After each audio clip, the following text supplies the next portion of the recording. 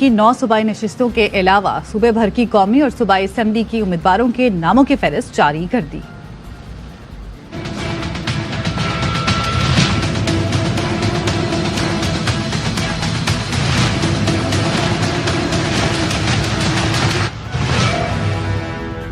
आम इंतखाबात के लिए पीपल्स पार्टी का सिंध से कौमी और सूबाई असेंबली के उम्मीदवारों के नामों का ऐलान। 9 सूबाई नशिस्तों के लिए उम्मीदवारों का इंतखाब न हो सका।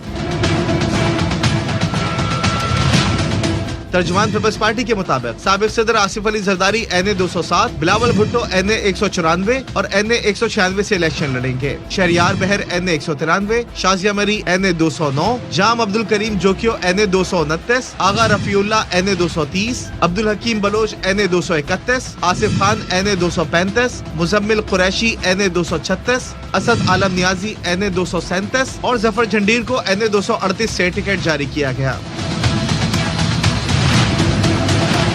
नबील गबूल को NA 239, 241 से मिर्जा अख्तियार बेग, NA 242 से कादिर मंदोखेल, NA 243 से कादिर पटेल, NA 244 से अब्दुल बर, NA 245 से सिद्दीक अकबर, NA 246 से वसीम अख्तर, NA 247 से मौज शेख, NA 248 से मोहम्मद हसन और NA 249 से राव वहीद PP के उम्मीदवार नामजद हुए।